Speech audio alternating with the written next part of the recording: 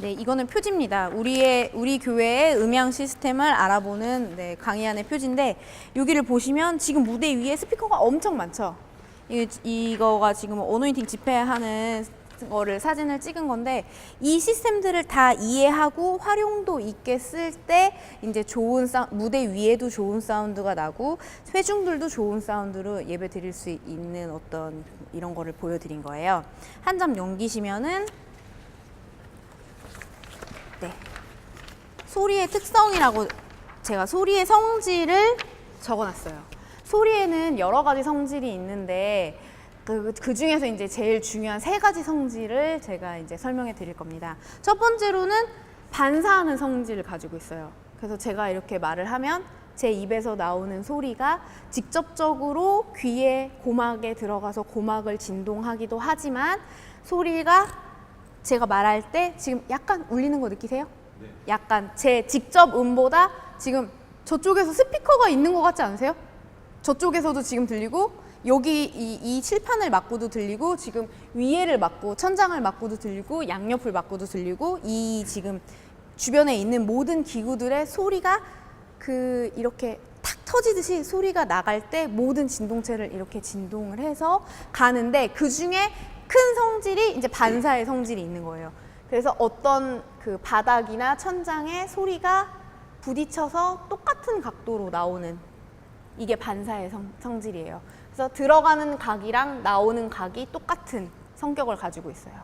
근데 어떤 물체를 만나면 이거는 이제 맨질맨질한 어떤 벽이라고 하면 어떤 물체를 만나면 여기는 지금 뒤쪽에 지금 천이 있잖아요. 커튼이 있잖아요. 커튼이라는 물질 같은 거를 만나면은 이렇게 반사하는 소리도 있겠지만 요 안에 들어가서 소리가 각도가 변하겠죠? 네, 맨질맨질한 벽이 아니니까. 그래서 이 성질을 굴절한다고 그래요. 네, 소리가 굴절하는 성질을 가지고 있어요. 이 안에 들어가서 안 나올 것 같지만 이 안에서도 튕겨서 소리가 나오죠. 대신 이 부딪히는 물질에 따라서 반사하는 각도도 틀리고 에너지도 달라지는 거예요. 그래서 커튼을 가득 쳐놓으면 울리는 소리가 갑자기 없어진다던가 그리고 바닥에 지금은 다 이렇게 맨질맨질한 타일로 돼 있지만 중간중간에 카페트가 깔리면 또 이 공간에서 울리는 소리 자체가 달라진다던가 네, 그런 성격을 가지고 있어요. 그리고 세 번째 성격은 뭐냐면 회절이라고 돼 있어요. 회절은 소리가 이렇게 부딪히고 굴절되기도 하지만 지금 여기는 기둥이 없지만 이런 의자가 있잖아요. 책상이랑 의자가 있잖아요. 제가 말을 할 때 직접 음도 이렇게 가지만 바닥을 튕겨서 이 책상을 넘어서 의자를 넘어서 소리가 전달이 된다는 거예요. 근데 이게 이게 무슨 상관인가 나랑 소리가 이렇게 성격을 가지고 있는 게 우리가 알아서 무슨 소용이 있나 싶지만 이거를 이해하시면 매일매일 소리가 왜 달라지는지 알 수 있게 됩니다. 여기 두 번째 보시면은 2번에 보시면은 고음은 직진성 성질과 작은 에너지를 갖고 저음은 확산의 성질과 에너지가 크다 돼 있죠. 고음은 쫙 앞으로 나가는 성격을 가지고 있고요. 저음은 앞으로 쫙 나가는 성격은 없지만 확산돼서 깔리는 성격이 있어요. 근데 대신 고음은 쫙 나가는 대신 힘이 별로 없어요. 그래서 이분을 맞고 이 나무를 맞고 하면은 저 멀리까지 고음은 갈 힘이 없는 거예요. 그래서 장애물들이 이렇게 사람이 있거나 아니면 이런 장애물들이 많으면 고음은 멀리까지 가지를 못하고요. 저음은 장애물이 있어도 멀리까지 갈 수가 있어요. 힘이 있어서. 왜 이게 중요할까요? 여기서 이 스피커에서 우리가 가지고 있는 이 메인 스피커에서 저기 움푹 들어간 데 있죠. 저기는 고음이 나오는 부분이에요. 그리고 밑에 동그란 거 2개 있는 거 보이시죠? 그 부분은 저음이 나오는 부분이에요. 그럼 저기서부터 고음과 저음이 같이 출발하죠. 같이 출발하면은 이만큼 중간쯤 오면은 어떨까요? 여기 성가대 분들을 다 맞고 고음은 벌써 중간쯤 되면 없어지는 거예요. 근데 어떨까요? 저음은 어떨까요? 그렇죠. 뒤에까지 저음은 끝까지 가는 거예요. 그러면 여기서 중요한 이제 포인트가 나오겠죠? 저 발코니 밑으로 들어가면 저음은 어떨까요? 아직 살아있을까요? 없어졌을까요? 살아있죠. 발코니 밑에는 저음이 아직 살아있는 거예요. 근데 고음은 어떨까요? 저기서 출발해서 발코니 밑에 안에까지 들어가는 힘이 없는 거예요. 그래서 저 발코니 밑에는 설교가 앞에보다 훨씬 안 들리죠.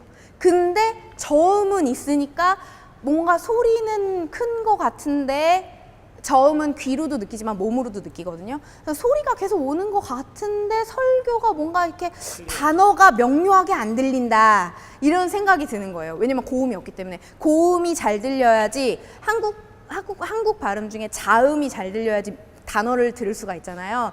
그래서 고음 소스가 없으면 뒤에 쪽은 되게 뭔가 울리는 소리가 있는 것 같은데 설교에 왜 이렇게 단어가 안 들리지? 이렇게 되는 거예요. 그래서 저 뒤쪽 스피커들은 주로 앞에 있는 메인 스피커보다 작은 걸 써요. 작은 걸 써요. 이유가 뭘까요? 똑같이 큰 거를 쓸 필요가 없겠죠. 저기가 공간이 작아서 작은 걸 쓰는 게 아니라요. 여기서부터 저기까지 저음은 전달이 돼요. 안 죽거든요.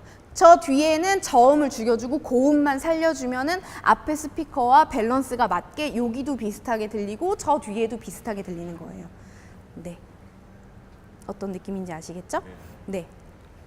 그래서 이제 성질이 어떤 성질을 갖는지에 따라서 스피커의 위치도 그것 때문에 정하고 또 어느 위치에 달아야지 또 직진성이 어디로 딱 이렇게 가는지 그리고 스피커마다 또 자기가 이렇게 뿜을 수 있는 각도가 다 달라요. 그래서 이 스피커는 뭐 120도 양옆으로 120도짜리면은 지금 벽에 너무 붙었죠. 그럼 벽에 다 반사로 맞고 이쪽으로 지금 쏠리는 거예요. 방향도 그래서 되게 중요해요. 스피커가 어느 방향을 보고 지금 설치가 돼 있느냐. 저쪽 뒤에 보시면 저 뒤에 스피커를 쓰시나요? 평소에? 네. 쓰시나요? 근데 지금 저 스피커가 방향이 어떻게 돼 있죠? 뒤쪽에서 앞쪽으로 지금 써 있고 저기는 에어컨에서 지금 완전 뒤를 그냥 바라보고 있어요. 원래는 저 뒤에 스피커를 제대로 쓰시려면 발코니가 시작되는 지점에 스피커를 두셔야 돼요. 그래야지 그 뒤에 있는 사람들이 앞에 있는 스피커랑 같은 느낌으로 소리가 앞에서 설교가 전달된다는 느낌을 받거든요. 얼굴을 뒤쪽으로 해보라 이 말이죠. 스피커가 나가는 방향을 이 발코니가 시작되는 뒤쪽으로. 네. 왜냐하면은 지금 저 맨 뒤에 계신 분들은 이렇게 앉아 있는데 목사님은 여기 계시는데 뒤에 소리는 뒤에서 들리는 거예요. 그러면은 굉장히 저희가 영화 보고 있는데 저기서 그 차가 다가오는 그런 영화를 보고 있는데 소리는 저 뒤에서 이렇게 다가오면 어떨까요? 이거 굉장히 어색하죠? 근데 우리는 지금 뭐 소리가 대충 다 들리니까 아무 생각, 그거에 대한 이런 인지를 안 하고 그냥 소리 들리니까 이렇게 듣고 있는데 이게 소리가 또 되게 웃긴 게 지금 저는 여기서 말할 때 약간 지금 힘들거든요. 여기가 노래하는 거는 굉장히 좋은 공간이에요. 성가대도 굉장히 잘 들리고 울림이 좋아가지고 근데 지금 제가 말할 때 발음이랑 이런 거를 굉장히 지금 신경 써서 말하고 있어요. 왜냐면은 울리기 때문에 저는 저음이 없는 목소리임에도 불구하고 여기 공간이 굉장히 울리기 때문에 제가 조금만 발음을 정확하게 하지 않으면은 전달이 되게 지금 힘들어요. 네. 근데 이렇게 울리는 공간에서 마이크까지 쓰고 저 스피커도 나오고 실제적으로 나가는 소리까지 있고 하니까 지금 여기 공간에서 명료한 소리들이 되게 없는 거예요. 그래서 이 콘솔을 조작하실 때도 우리 공간의 특성이 지금 굉장히 지금 울리거든요. 이렇게 울리는 거를 최대한 컨트롤을 잘 해서 명료하게 소리를 들릴 수 있게 방향성을 이렇게 잡으셔야 돼요. 그래서 이게 왜 또 중요하냐면 이 세 번째 소리의 특성 때문에 제가 아까 그 말씀을 드린 거예요. 소리는 온도가 높은 쪽에서 낮은 쪽으로 굴절한다고 돼 있죠. 이 그래프를 지금 정확하게 확인하실 필요는 없지만 소리가 원래는 1초에 340m를 가요. 근데 온도가 15도에서 상온에서 근데 자카르타에 15도 있나요? 없는데 에어컨을 틀면 있을 수 있어요. 이 말은 어떨까요? 이 말을 곰곰이 잘 생각해 보시면 온도에 따라서 제가 지금 얼굴이 안 보여서 계속 왔다 갔다 하고 있는데 편하게 앉으시면 돼요. 네. 이 말은 어떤 말이냐면요. 리허설 할 때 이렇게 에어컨 빵빵하게 안 나오죠. 그리고 성가대 연습하실 때도 에어컨 이렇게 이 정도로 안 나오잖아요. 온도가 굉장히 다르다는 말이에요. 그러니까 리허설 할 때, 성가대 연습하실 때 소리 다르고 본 예배에 할 때 소리가 다른 거예요. 원래 그런 거예요. 온도 때문에. 네. 그리고 온도 때문에도 가장 큰 이런 그 속도의 차이가 속도가 빨라지면 어떨까요? 부딪히는 반사 속도가 더 많아지겠죠. 에너지가 속도가 빨리 스피커에서 속도가 빨리 오면은 튕기는 에너지도 크겠죠. 그랬더니 반사음이 더 많아지는 거예요. 그리고 소리가 크다고 말하기에는 조금 애매해요. 왜냐하면은 고음이 더 많이 울릴 수도 있고 저음이 더 많이 울릴 수도 있어요. 그거는 왜 그러냐면 습도에 따라서도 다르기 때문이에요. 습도가 높아지면요, 공기의 이 밀도가 높아져가지고 더 빨라져요. 온도가 높아지고 습도가 높아지면 공기가 더 빨라져요. 그리고 한국 같은 경우는 봄, 여름, 가을, 겨울이 있잖아요. 마이너스 뭐 10도에서 플러스 30도까지 온도 차이가 너무 많이 나니까, 그리고 뭐 장마철도 있고 뭐 이럴 때도 엄청 건조할 때도 있고 이렇잖아요. 그때 되면 매달 소리가 다른 거예요. 근데 이렇게 항상 저한테 질문하시죠. 우리는 아무것도 만진 것이 없다. 분명히 온오프만 했다. 근데 소리가 매주 다르다. 이유가 뭐냐 도대체. 원래 그런 거예요.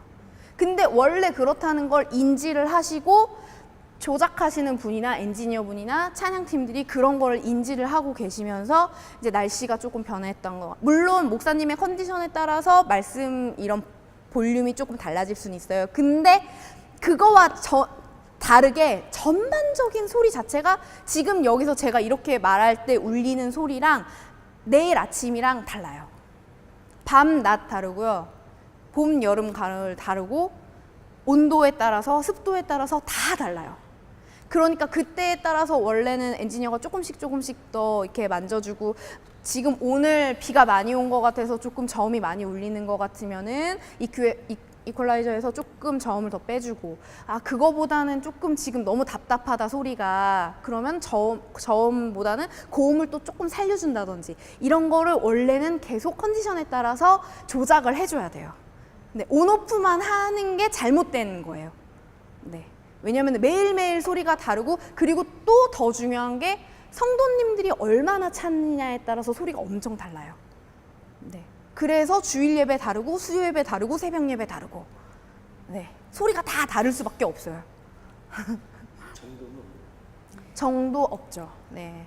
그래도 인도네시아는 그래도 어느 정도 온도 차이가 이 정도밖에 이제 안 나기 때문에, 한국 같은 경우는 에어컨 틀다가 히터 틀다가 이렇게 하잖아요. 그러면은 볼륨 차이가, 메인 스피커 볼륨 이 페이더 볼륨 그 차이가요 5dB, 10dB 넘게 차이 나요. 굉장히 많이 차이 나는 거거든요. 5dB 정도면 사람들이 이렇게 한 칸 올리는데 이렇게 생각하지만, 원래 스피커로 5dB를 넘게 출력하려면 똑같은 스피커를 똑같은 출력으로 한 개를 출력하다가 똑같은 볼륨으로 두 개를 출력하면은 이게 소리가 2배가 될 것 같죠? 아니에요. 3dB밖에 안 올라가요.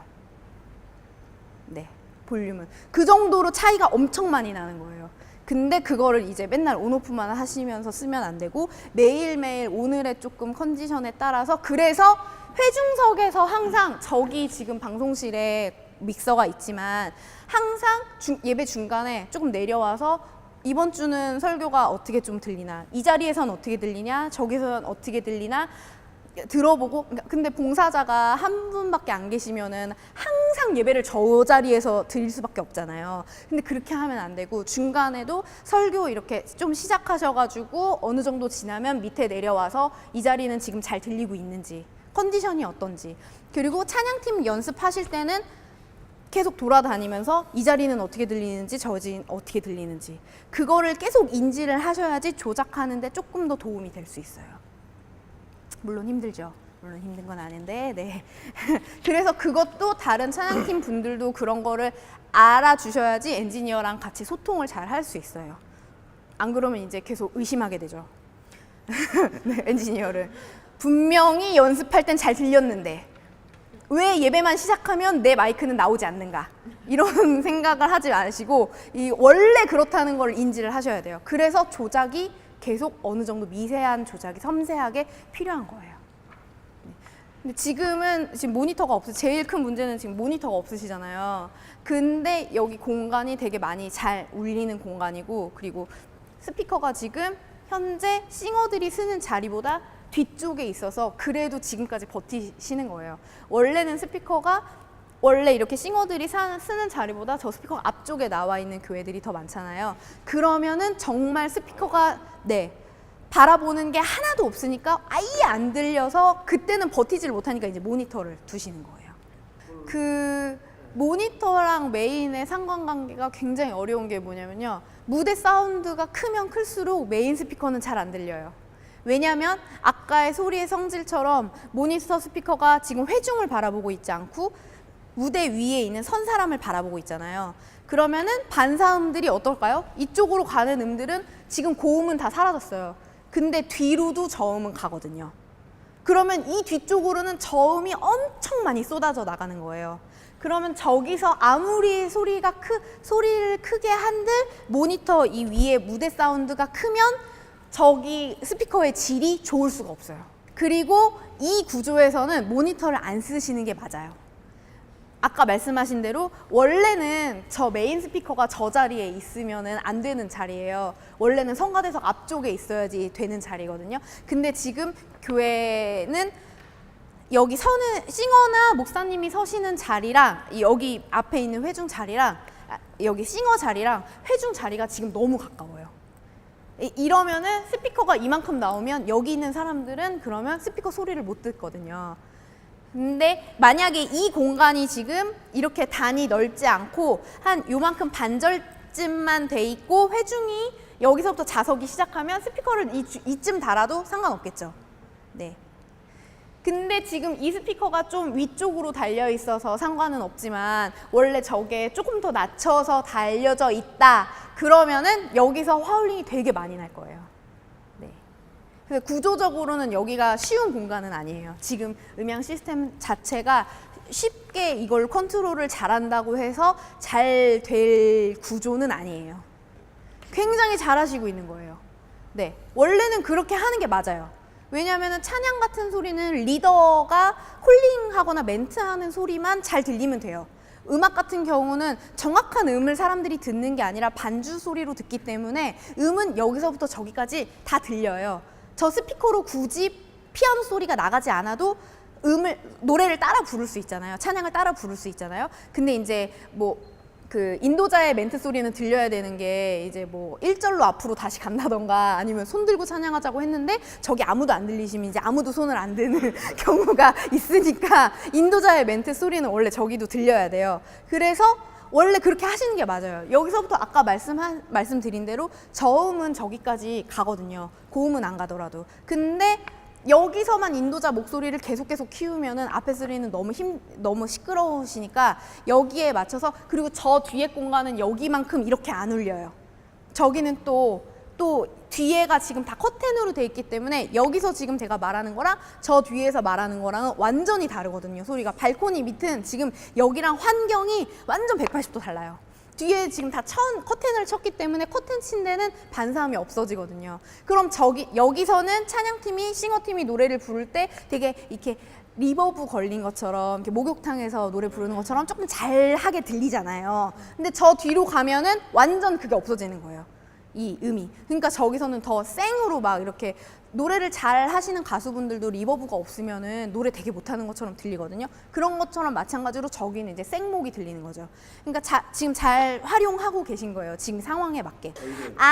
그러면 L은 하나는 앞쪽, R은 뒤쪽 이렇게. 넣어서 위쪽에서의 위에는 앞에. 밑에는 뒤에. 네, 그래서 모노로 쓰시고 계시구나. 상관없습니다. 원래는 솔직히는 제일 베스트는 뭐냐면요. 이 지금 줄에 맞게 한 6인치짜리 스피커 요만한 거 있거든요. 요만한 스피커를 천장 위에다가 이 줄에 하나씩 넣는 게 제일 좋아요. 네, 뒤로. 머리 위로 해가지고 머리 위로 해서 요만한 스피커 한 6인치짜리 스피커를요 옆으로 해가지고 그 뒤쪽으로 가게 하는 딜레이 스피커 용이 있어요. 저렇게 큰 스피커 말고요. 그 스피커는 저음이 훨씬 덜 나오고 고음이 잘 나와서 명료도가 더 있거든요. 하시고 한 개는 저 위에 사람이 만약에 앉는다면 저 위에도 있어요. 잘 들리시나요? 아래보다는 소리가 왜냐면은 이게 반사음들이 위로 올라가서 그래요. 네. 또 위에는 지금 여기 장애물이 없이 쫙 가잖아요. 그리고 여기는 지금 벌써 장애물들이 되게 많잖아요. 사람도 다 장애물이거든요, 소리에서. 장애물들이 많으니까 중간쯤 가면 고음 에너지가 없어지는 거예요. 또를 근데 안쪽으로 트시면 목사님이 화울링이 많이 나실 거예요. 네, 그래서 지금 최적이긴 해요. 저기에 설치된 거에 최적이긴 해요. 어떻게 할 수가 없어요. 그리고 성가대 때문에 더 앞으로 당길 수도 없어요. 네, 안 돼요. 근데 지금 잘 사용하고 계신 겁니다. 그리고 담임 목사님 아까 지금 설교하실 때 제가 되게 이렇게 인상 깊게 봤던 게 핸드 마이크를 들고 하셨잖아요. 주로 담임 목사님들 이거 핸드 마이크 들고 하시는 거 굉장히 힘들어 하세요. 왜냐면 30분씩 이거 마이크 들고 이게 좀 제약이 있잖아요. 손 하나를 이제 못 쓰시니까 뭐 원고도 넘기셔야 되고 성경도 보시고 물도 드셔야 되는데 한 손이 자유롭지 못하는 게 굉장히 제약이 크거든요. 그래서 30분씩 이거를 말씀하시면서 이게 무거울 수도 있고, 근데 이 공간에서는 그 마이크를 쓰시는 게 되게 효율적이에요. 목사님이 그거를 되게 감수하고 불편함을 감당하시고 지금 쓰고 계신 거예요. 네. 저는 이렇게 층고가 낮거나 목사님 머리 위에 이제 천장이 되게 낮은 교회들도 있잖아요. 그런 교회들은 저 마이크를 들고 하시는 게 솔직히 설교는 제일 잘 들려요. 근데 이제 목사님이 이게 너무 불편하시니까 이걸 잘 못 해주시거든요. 그래서 이렇게 조그만 마이크를 쓰는데 이 마이크가 감도가 좋아서 울림 소리까지 다 들어가서 하울링이 되게 많이 나거든요. 근데 이제 목사님이 이걸 들고 하셔서 저는 여기 중간쯤에서 예배 드렸는데 설교가 너무 잘 들려가지고 이렇게 울리는 공간인데 성가대도 너무 은혜롭게 잘 들리고 마이크도 없는데 진짜 전 피아노가 마이크가 있는 줄 알았어요. 심지어 너무 잘 들려가지고. 그래서 여기는 클래식 음악을 하기에는 진짜 되게 좋은 공간이에요. 그래서 성가대도 그렇고 뭐 중창이라든지 뭐 현악기 이런 거 이제 관악기들은 조금 이제 힘들고요. 현악기나 이런 거 하기에는 너무 지금 좋은 공간이거든요. 근데 이제 다른 악기들이 들어오면 드럼이라든지 이런 게 이제 큰 공격적인 이런 소리를 내는 악기들은 조금 이제 반사음들이 너무 많아서 다른 소리들을 다 잡아먹어요. 그렇다고 해서 그 마이크 목소리만 크게 할 수도 없고, 또 그거는 또 이제 너무 시끄럽고, 이런 공간입니다. 그래서 우리 교회 공간에 이해를 하셔야지 이제 어떤 쪽으로 할지. 그래서 드럼 치는 형제님들도 이제 좀 드럼을 작게 최대한 작게 치신다던가, 아니면은 나중에 무슨 이제 드럼을 교체할 시기가 오면은 이렇게 울리는 공간에서는 리얼 드럼보다는 전자 드럼을 쓴다던가 이런 걸 이제 좀 할 수가 있겠죠. 고려를 할 수가 있겠죠.